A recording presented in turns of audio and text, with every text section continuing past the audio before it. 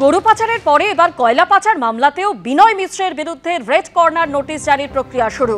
আসানসোলে সিবিআই এর স্পেশাল কোর্টে আবেদন জানিয়েছে সিবিআই এর আবেদনে ব্রিটেন ও নর্দার্ন আয়ারল্যান্ড থেকে বিনয় মিশ্রকে প্রত্যর্পণের উল্লেখ। সিবিআই এর স্পেশাল কোর্টের অনুমতি নিয়ে প্রত্যর্পণের আর্জি বিদেশ মন্ত্রকে পাঠিয়েছে সিবিআই। এতদিন জানা যাচ্ছিল ভানুয়াতু দ্বীপে নাগরিকত্ব নিয়ে সেখানে লুকিয়ে রয়েছেন বিনয় মিশ্র। এবার ব্রিটেন ও নর্দার্ন আয়ারল্যান্ড থেকে প্রত্যর্পণের অনুরোধ জানানোয় বিনয়ের ডেরা নিয়ে প্রশ্ন উঠছে, তাহলে কি এই দুই জায়গার কোনোটিতে লুকিয়ে রয়েছেন বিনয়?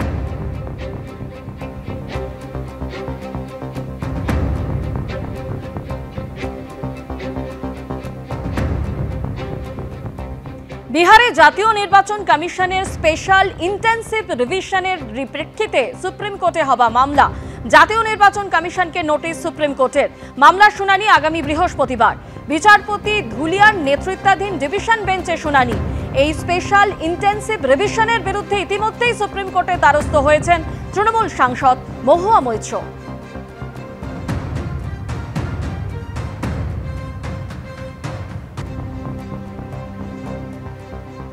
আরজিকর হাসপাতালের ক্রাইম সিনে যেতে চান অভয়ের আইনজীবী। এই মর্মে শিয়ালদা আদালতে আবেদন নিহত চিকিৎসকের পরিবারের। আজই আবেদনের শুনানি শিয়ালদা আদালতে। ঘটনাস্থল সম্পর্কে সম্যক ধারণা না থাকায় তাদের আইনজীবীর সওয়াল জবাবে অসুবিধা হচ্ছে, দাবি অভয়ের পরিবারের।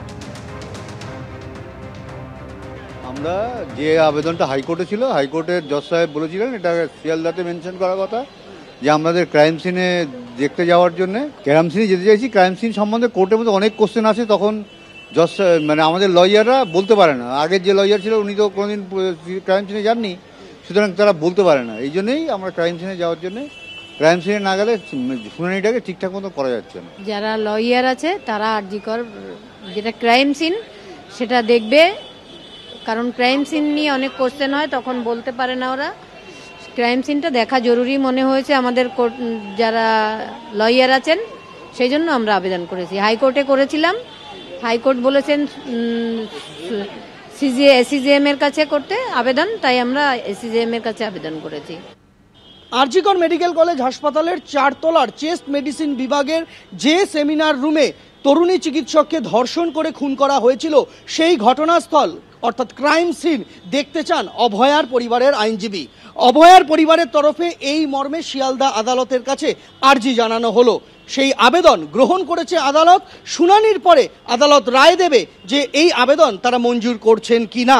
ইতিমধ্যেই এই আবেদন কলকাতা হাইকোর্টের কাছে রেখেছিলেন অভয়ার পরিবারের আইনজীবীরা, কিন্তু কলকাতা হাইকোর্ট শিয়ালদা আদালতের কাছে এই আবেদন নিয়ে যেতে বলেন। তারপরই শিয়ালদা আদালতে এসিজিএম এর কাছে এই আবেদন জানানো হলো অভয়ার পরিবারের তরফে। অভয়ার পরিবারের দাবি, শিয়ালদা আদালতে এই আবেদন মঞ্জুর যদি হয় তাহলে তার আইনজীবীরা যাবেন আরজি করে এবং ঘটনাস্থল দেখে আসবেন। কেননা আদালতে সওয়াল জবাব চলাকালীন আইনজীবীর তরফে ওই সেমিনার রুম সম্পর্কে সম্যক ধারণা না থাকায় অনেক ক্ষেত্রে সওয়াল জবাবের সমস্যার মধ্যে পড়তে হচ্ছে তাদের। আর সেই সমস্যা দূর করার জন্যই এই আর্জি, এমনটাই দাবি নিহত তরুণী চিকিৎসকের পরিবারের। প্রতীক রায়ের সঙ্গে সন্দীপ সরকার, এবিপি আনন্দ, কলকাতা। নজর রাখবো পরের খবরে। আদালতে স্বস্তি শান্তনু সেনের। মেডিকেল কাউন্সিলের নির্দেশ খারিজ।